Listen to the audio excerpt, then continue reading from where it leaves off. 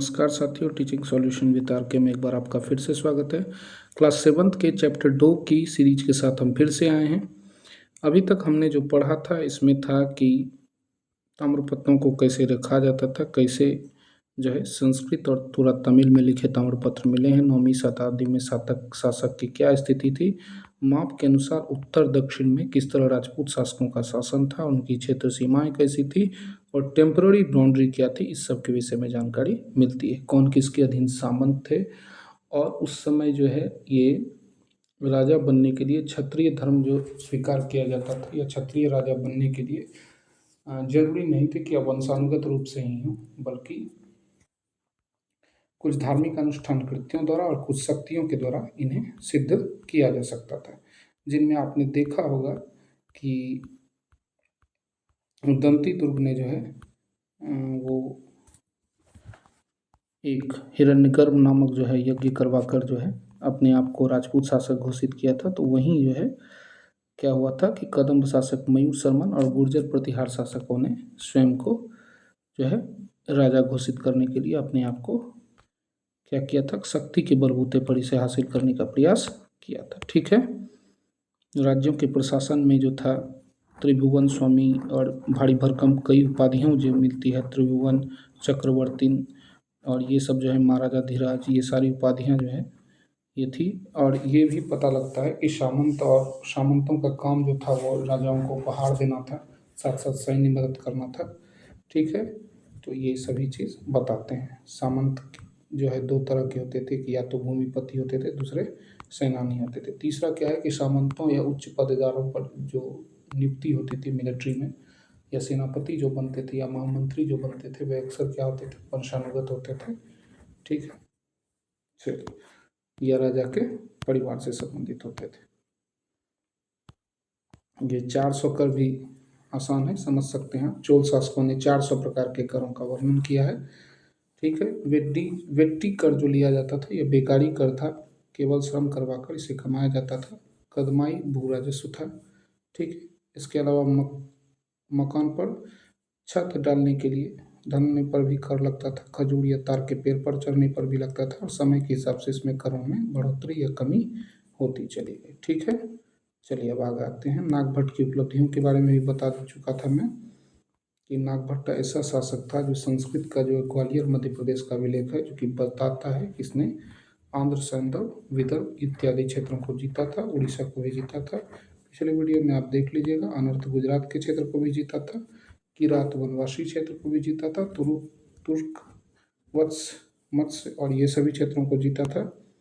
ठीक, और ब्राह्मणों को भूमि अनुदान स्वरूप जो पुरस्कृत की जाती थी उसका ताम्रपत्र में अभिलेख होता था, ताकि इन पर कोई फ्रीड आकर जो है वो ब्लेम नहीं कर सके या उस जमीन पर अधिकार ना दिखा सके। ठीक है, और भूमि के साथ क्या क्या दिया जाता था, यह चोलों के द्वारा भूमि अनुदान की सिस्टम शुरू किया गया। पूछा जाएगा कि मध्यकाल में भूमि अनुदान की प्रथा को शुरू करने वाले कौन थे, तो ये चोल था। ठीक है, तो तमिल का एक भाग का अंश हमने मिट्टी के मेड़े बनाकर, देखिए क्या क्या लिखा है, हमने मिट्टी की मेड़े बनाकर साथ ही कांटेदार झाड़ियों को लगाकर भूमि की सीमाओं को चिन्हित कर लिया।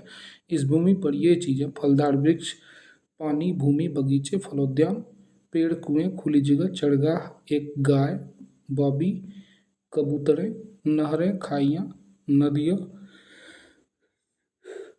दलदली जमीन, हौज, अन्नागार, मछलियाँ के तालाब, मधुमक्खियों के छत्ते, घड़ी, झीलें, जिन्हें यह भूमि मिलती थी वह इससे कर वसूली करता था और न्यायाधिकारियों द्वारा जुर्माने के तौर पर लगाए गए कर वसूलता था। ठीक है, पान के पत्ते पर लगने वाला भी कर था, बुने हुए कपड़े पर भी लगता था, साथ ही साथ वाहन पर भी लगता था। पक्की ईंट के बने ऊपरी माले पर, इन 2 मंजिला मकान है तो उस पर लगेगा। बड़े कमरे बनवा सकता है, बड़े छोटे कुएं खुदवा सकता है, पेड़ और कांटेदार झाड़ियाँ लगवा सकता है, जरूरी हो तो सिंचाई के लिए नहर भी बनवा सकता है। ये सारी व्यवस्थाएं होती थी। ठीक है, तो यह सुनिश्चित करना चाहिए कि पानी बर्बाद न हो और तटबंधों का निर्माण हो।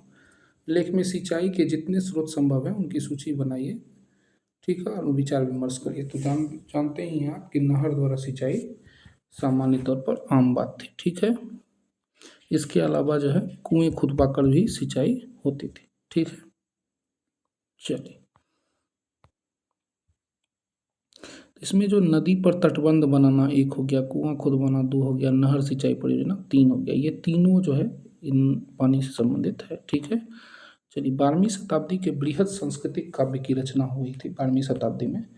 ठीक है, जिसमें कश्मीर पर शासन करने वाले राजाओं का इतिहास मिलता है, जिसको राजतरंगिणी कहते हैं। ये किस बुक का जिक्र कर रहा है? राजतरंगिणी का। ठीक है, ये कलहन की पुस्तक है 12वीं शताब्दी के, इसी का जिक्र मिलता है। ठीक है, इसे कलहन नामक एक रचनाकार द्वारा रचा गया। कलहन ने अपने वृत्तांत में लिखने के लिए शिलालेखों के दस्तावेज और प्रत्यक्षदर्शियों के वर्णनों और पहले के इतिहासों समेत अनेक तरह के स्रोतों का इस्तेमाल किया है। तो सही बात है। तो ये जो यात्रा वृत्तांत लिखा है कलहन ने जो वृत्तांत लिखा है, शिलालेख, दस्तावेज, प्रत्यक्षदर्शी जो आंख से भी देखा है उस बेसिस पर वर्णन किया है, और पहले के इतिहास समेत अनेक तरह के स्रोतों का भी इस्तेमाल किया है। प्रशस्ति के लेखकों से भिन्न वह अक्सर शासकों और उसकी नीतियों के बारे में आलोचनात्मक रूप दिखाता है। तो एक ये देखे होंगे कि रीति काल में प्रशस्ति के बेस पर उस समय के जितने भी पंडित या विद्वान थे वो लेखक लिखते थे, और इसमें क्या था कि राजाओं का क्रिटिसिज्म नहीं था, इसलिए इसमें विश्वसनीयता ज़्यादा देखने को नहीं मिलती है। प्रशस्ति और लेखों के माध्यम से जो है जितना भी इतिहास लिखा गया उसमें ज़्यादा विश्वसनीयता है नहीं है। लेकिन कन्नड़ के राजतरंगिणी में एक नया चीज़ दिखता है कि इसमें उस समय की नीतियों के बारे में आलोचनात्मक रूप भी है, इसलिए 12वीं शताब्दी में ये सबसे प्रामाणिक और असाधारण ग्रंथ माना गया। ये पूछा जाएगा कि 12वीं शताब्दी के लिखे अक्सर ग्रंथ जो हैं वो प्रशस्तियों के बेसिस पर लिखे होते थे, जिनमें राजा की केवल स्तुति की जाती थी या उस समय के शासकों की केवल प्रशंसा किया जाता था, निंदा नहीं की जाती थी। तो ये गलत हो जाएगा, बल्कि ऐसा ही नहीं है। 12वीं शताब्दी में एक और भी बुक लिखा गया था कलन की राजतरंगिणी, जो समकालीन इतिहास की रूपरेखा पर बहुत अच्छा फोकस करती है और इसमें आलोचनात्मक रूप भी दिखाने का प्रयास करती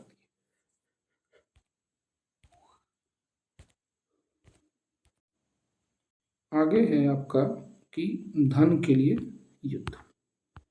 आपने ये गौर किया होगा कि इनमें से प्रत्येक शासक राजवंश का आधार कोई क्षेत्र विशेष था जो दूसरों पर भी नियंत्रण करने का प्रयास करते थे। एक विशेष रूप से वांछनीय क्षेत्र था। देखिए, संपत्ति अर्जने का कौन कौन सा क्षेत्र है? गंगा घाटी में कन्नौज नगर, ये तो उत्तर भारत का हो गया। ठीक है, अभी उत्तर प्रदेश में गुर्जर प्रतिहार और राष्ट्रकूट और पाल शासकों के साथ सदियों तक इसी कन्नौज के नियंत्रण के लिए पाल प्रतिहार राष्ट्रकूट के बीच संघर्ष होता रहा। ठीक है, चूंकि यह क्या था? संपत्ति का अकूत संसाधन था। चूंकि इस लंबी लड़ाई में तीन पक्ष थे, इतिहासकारों ने प्रायः इसकी चर्चा त्रिपक्षीय संघर्ष के रूप में की है, जैसा कि हम पृष्ठ 62-66 में देखते हैं। शासकों ने बड़े बड़े मंदिरों का निर्माण कराकर भी अपनी सत्ता और संसाधन के प्रदर्शन करने का प्रयास किया था, जबकि वे एक दूसरे के राज्यों पर आक्रमण करते थे तो मंदिरों को भी अपना निशाना बनाते थे, जो कभी कभी बहुत अधिक संपन्न होता था। ठीक है, इसके बारे में लेसन 5 में जिक्र भी किया गया है कि किस तरह से मंदिर को विनष्ट करके उसकी सारी संपत्ति को प्राप्त करने का प्रयास किया जाता था। ये ज़्यादातर तुर्क शासकों ने किया है। अफगानिस्तान के गजनी शासक सुल्तान महमूद ने ऐसे शासकों में सबसे प्रसिद्ध हैं, जो 997 से 1030 तक जो है इसका टाइम पीरियड जो है ये मंदिर को तुड़वाने और मूर्तियों को तुड़वाने वाला काल था। ठीक है, और अपने नियंत्रण का विस्तार मध्य एशिया के भागों, ईरानों, महाद्वीपों और उत्तर पश्चिम हिस्से तक किया है। ठीक है, तो ये पूछा जाएगा कि 1997 से 1030 तक महमूद का राज्य जो है वह कहाँ तक विकसित था? तो सेंट्रल एशिया में तो था ही, मध्य एशिया में, इसके साथ साथ ईरान और उपमहाद्वीप के उत्तर पश्चिमी हिस्से में।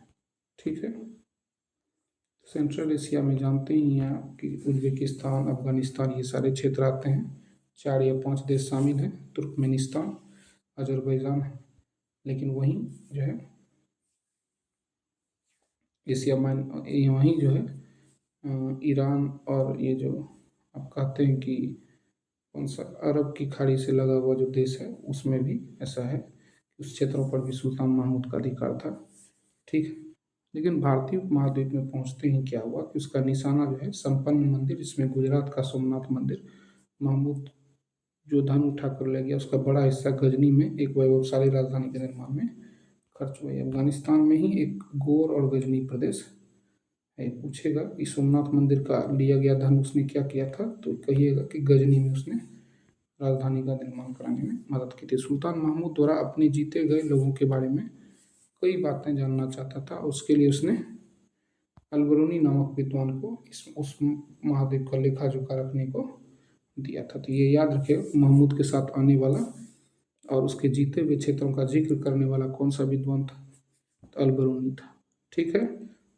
अरबी में लिखी गई कीर्ति किताबुल हिंद आज भी इतिहासकारों के लिए एक महत्वपूर्ण स्रोत है, क्योंकि अलबरूनी ने इसे तैयार करने के लिए संस्कृत के विद्वानों से परामर्श लिया था। इंडिया में आकर उसने संस्कृत सीखी थी और उसी बेस पर जो है क्या हुआ था, अलबरूनी ने तहकीक हिंद या किताबुल हिंद लिखने का प्रयास किया था। युद्ध करने वाले दूसरे राजाओं में चहमान भी थे।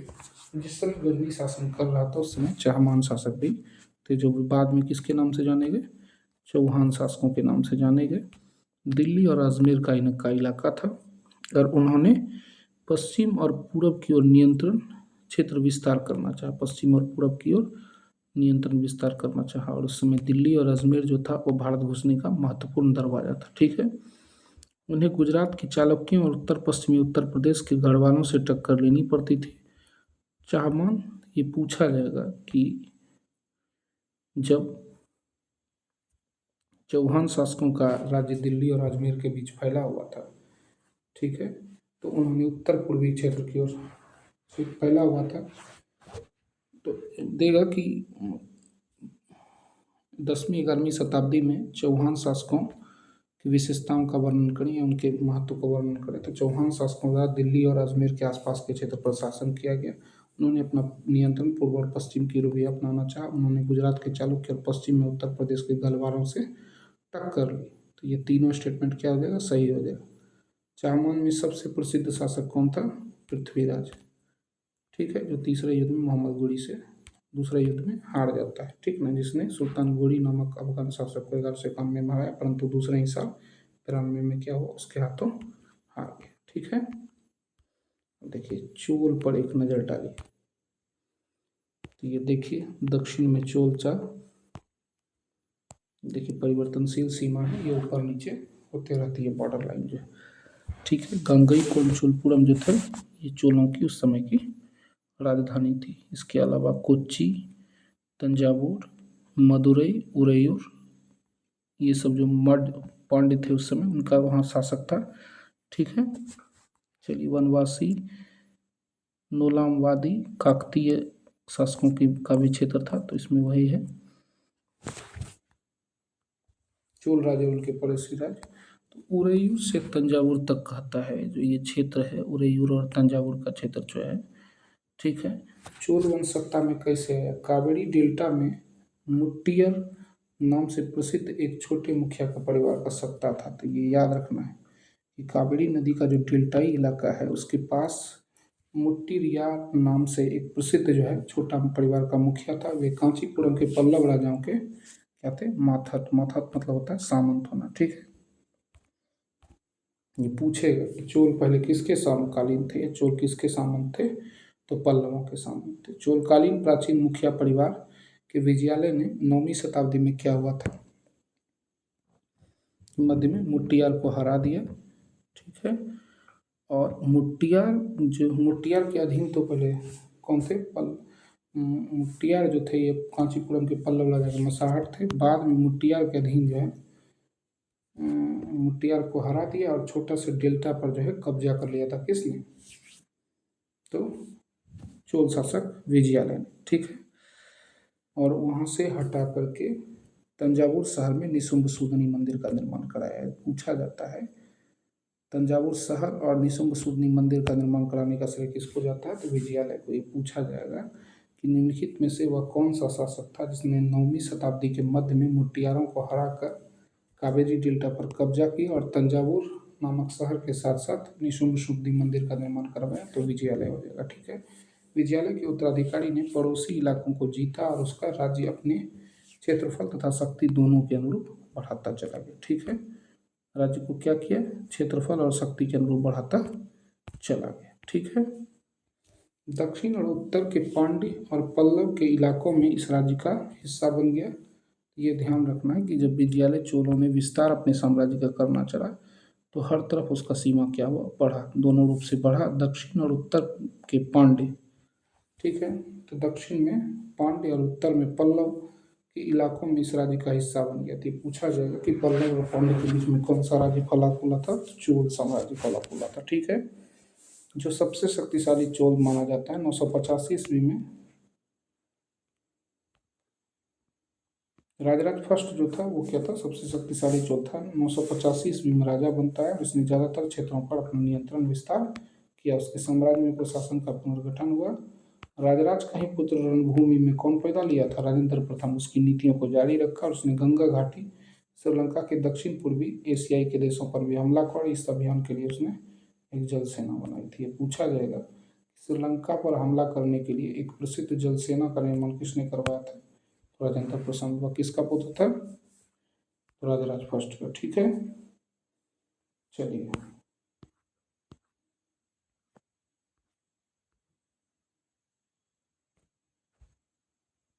भव्य मंदिर और कांस्य मूर्तिकला। राजराज और राजेंद्र प्रथम द्वारा बनाई गई तंजौर और गंगैकोंड चोलपुरम के बड़े मंदिर स्थापत्य और मूर्तिकला की दृष्टि से एक चमत्कार समान माने जाते हैं। अभी भी यह मंदिर देखिएगा तो काफ़ी आकर्षक लगेगा।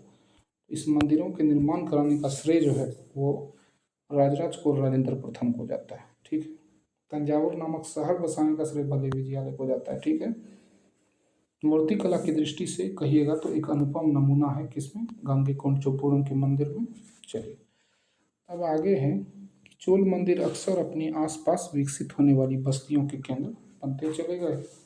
ठीक है, शिल्प उत्पादन के केंद्र थे। ये मंदिर शासकों और अन्य लोगों के द्वारा भूमि से भी संपन्न हो गए थे। इस भूमि की उपज उन सारे विशेषज्ञों का निर्वाह करने में खर्च होती थी जो मंदिर के आसपास रहते और उनके लिए काम करते। उसमें कौन कौन था, पुरोहित, मलाकार, बावर्ची, मेहतर सभी थे। ठीक है, संगीतकार, नर्तक। ठीक है, तो ध्यान रखिएगा एगो चीज़, अगर ये पूछा जाए कि चोल मंदिर अगर विकसित हुआ तो उसके साथ साथ तो मंदिर के आसपास बस्ती भी बनी, शिल्प उत्पादन केंद्र भी हुआ और ये मंदिर शासकों और अन्य लोगों द्वारा भी भूमि से क्या थी, संपन्न थी। और यहाँ धीरे धीरे क्या हुआ कि रजिस्टर्ड आदमी जो राजा के दरबार में रहते थे वे भी यहाँ बसना चालू करने होने लगे और इस भूमि का उपज जो था वो सारे विशेषज्ञों के निर्वाह के लिए खर्च होता था। ठीक है, जो जो यहाँ रहते थे उन्हीं के लिए खर्च होता था। ठीक है, अगले फिर वीडियो के साथ मिलेंगे, तीसरे वीडियो के साथ। तब तक के लिए जो है आप चैनल पर बने रहिए, शेयर सब्सक्राइब करते रहिए और लगातार वीडियो का आनंद उठाइए। अगर आप एनसीईआरटी को चैप्टर दर chapter line by line wise पढ़ते हैं तो आपको कहीं ना कहीं ये बहुत ज़्यादा फायदा देने वाला है। TRE 4.0 में आपको सीधे प्रश्न मिलेंगे, चूँकि मैं एनसीईआरटी में कहीं छाँट छूट भी नहीं कर रहा हूँ। ये 360 कवरेज इसलिए है ताकि आपका एक भी प्रश्न इससे नहीं छूटे। बार बार वीडियो को वॉच करिए तो आपको पूरी कथा भी समझ में आ जाएगी। ठीक है, धन्यवाद। तब तक के लिए इजाज़त दीजिए, फिर मिलते हैं। Good bye, take care. चलिए।